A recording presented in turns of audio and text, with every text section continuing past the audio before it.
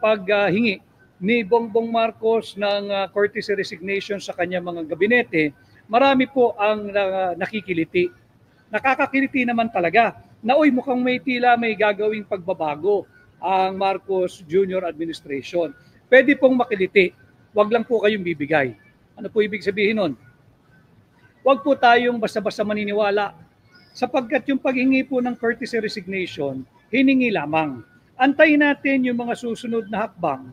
Kung ito ba'y parang hakbang ng maisog na talagang babaguhin niya yung anyo ng kanyang gabinete o yung propaganda lamang.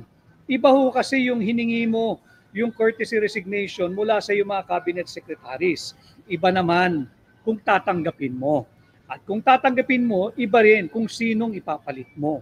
Baka higit na malala yung mga personalidad na papalit dito sa mga hininga niya ng courtesy resignation. So wala pa ho tayong napapala rito. Ito'y isang, sa ngayon, maituturing ko. Personally, I speak for myself, na isang PR o propaganda stunt.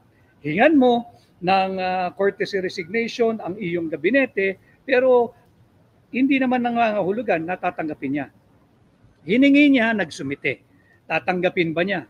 Papalitan ba niya? Sinong ipapalit niya? At pag napalitan na, halimbawa mapapalitan, saan tayo tutungo? 3 years from pagsimula ng kanyang second half ng kanyang termino sa July 1 of 2025. And again, cosmetic change lang po ito. Wala pong malalim na mapapala ang pagpalit ng gabinete. Bakit kanyo? 2 taon na lang ho, 2 budget cycle na lang ang dadaanan ni Bongbong Marcos. Yung budget for 2026 at yung budget for 2027. There is nothing much that he can do sa 2026 and 2027. Bakit? Yung 2028 to, yung incoming administration na po ang gagawa niyan, ang uhubog niyan, ang uuhulma niyan, ang magbibigay ng direksyon kung saan tayo patungo. Yung 2029 budget. So wala na kung gaano magagawa yan. Yung 2026 budget, bantayan natin. Baka naman yan siksik-liglig umaapaw at hitik sa AKAP at AYIX pa rin. Kagaya rin po ng ating sinabi, hindi po talaga viable yung AKAP at yung AYIX. Hindi po yan ang tugon sa masamang estado ng ating ekonomiya. Nararamdaman po ito ng negosyante, ng ordinaryong manggagawa, yung araw-araw na ating commuters, nararamdaman nila yung bigat ng buhay dahil nga bagsak ang ekonomiya. At yung sinasabi nating cosmetic change lang po ito. Itong paghingi ng courtesy resignation sa mga gabinete. At kung tatanggapin niya, wala ho masyadong magagawa kagaya ng DOTR. Yung Department of Transportation and Rails, si Secretary Vince Dizon, he was off to a very good start. Ang problema lang ni Secretary Dizon, alam ko namang alam niya nung tinanggap niya yung hamon, wala pong pera yung DOTR eh. Binawasan ng 90 billion ni Bongbong Marcos for this year, 2025. So kaya ko sinasabing cosmetic change, kahit magpalit-palit ka pa ng sekretaryo mo, ng mga kalihim ng iba't ibang departamento, ang problema ikaw mismo. Nagpasa ka ng maanumalyang 2025 budget. Tinanggal mo yung mga program appropriations. Linipat mo sa unprogram appropriation. At yung pet bills, pet projects, yung AKAP, yung ayuda ng iyong mga aliado sa politika, yun ang ginawa mong program appropriation. So wala tayong aasahan for the remaining 6 months of the year. Wala po tayong aasahan dyan dahil wala nga pong budget. Ang binuhos lahat sa public works. Ang Department of Education, kinaltasan ng 31 billion ang education sector. So 30 billion binawas mo sa education sector. 91 billion pesos binawas mo sa DOTR. These are major defunding na naranasan ng education sector at ng Department of Transportation. Kaya nga po 'di ba na unsyami na yung biyaheng Bicol, naputol yung biyaheng Tutuban hanggang Calamba, apektado na rin. Yung Calamba patulak ng Bicol, wala po kasing tren. Binaklas po nila yung riles, habang binabaklas yung riles, iniwan po yung mga bagon at lahat ng moving inventories at moving parts diyan sa Tutuban. Hindi po tatakbo yung tren ng walang release. So naiwan po sila sa Tutuban at hindi po ito aabot ng Kalamba kung wala po yung release. Yan po yung masakit na katotohanan and a very, very big challenge na kinakaharap po ni Secretary Vince Dizon.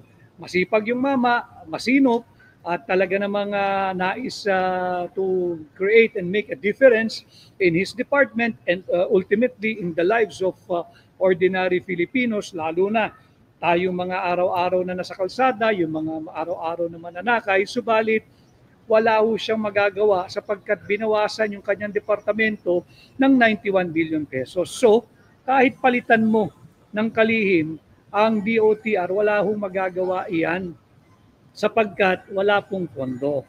Ganon din po yung Department of Education. And again, I say cosmetic sapagkat propaganda pa lang may tuturing ngayon ito eh. Humingi ka ng courtesy resignation, nagsusumite na isa-isa yung iyong gabinete pero walang katiyakan kung ito ba'y tatanggapin mo. At pag tatanggapin mo, wala rin katiyakan kung mabuti ba yung papalit mong gabinete doon sa lilisanin ng kung sino mang sekretaryo mo na magbibitiw na tatanggapin mo yung courtesy resignation. And again, kung gusto mo ng tulay na reforma, cosmetic change lamang po ito. Babalik tayo sa basic premise. Kung talagang gusto mong baguhin ang direksyon ng ating bansa, iuwi mo si Tatay Digong. Doon tayo magsisimula. Pati yung pagpapatawag na gusto raw niya ay unity, gusto raw niya ay peace, gusto raw ay reconciliation. Propaganda stunt lang din po ito. Saan ka makakakita na yung mismong commander-in-chief, yung chief executive, yung presidente ng Pilipinas, sinabi niya, nais niyang makipagkasundo, nais niyang makipagbati, nais niyang magkaroon ng reconciliation sa mga Duterte. Saan ka nakakita?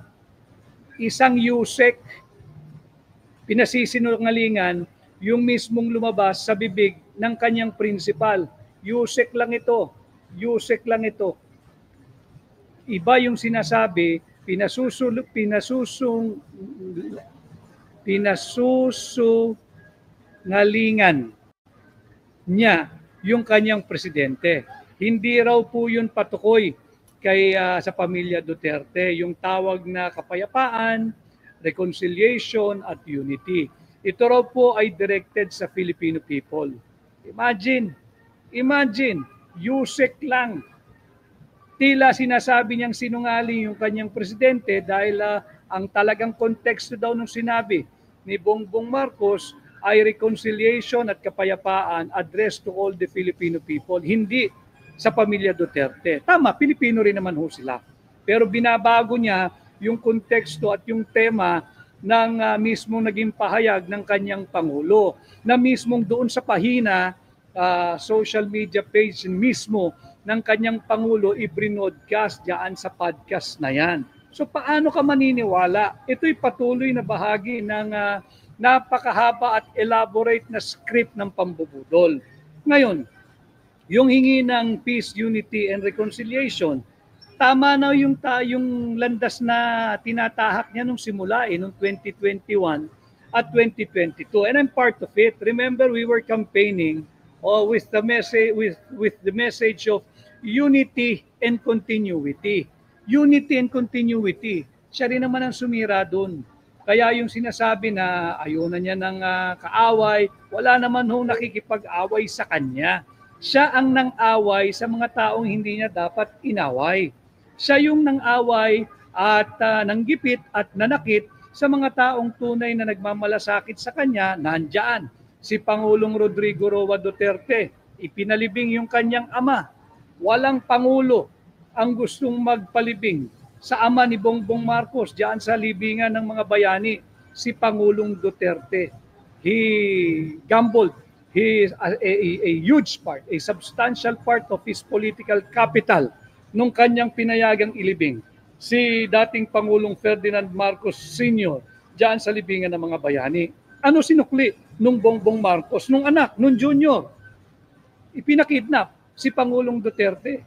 Ibinigay sa kamay ng banyaga, nandyan ngayon. nagdurusa dyan sa ICC. At pinagtatawanan pa nung empleyada ng PNG, yung Procter & Gamble. Ibang araw po natin tatalakayin yun at ating i-repost patuloy yung kanyang ginawang pangungutya kay Pangulong Duterte. Total, gusto naman niyang sumikat. Pasisikatin natin siya sa maling paraan. Balit yun nga ho, balik tayo dito sa ating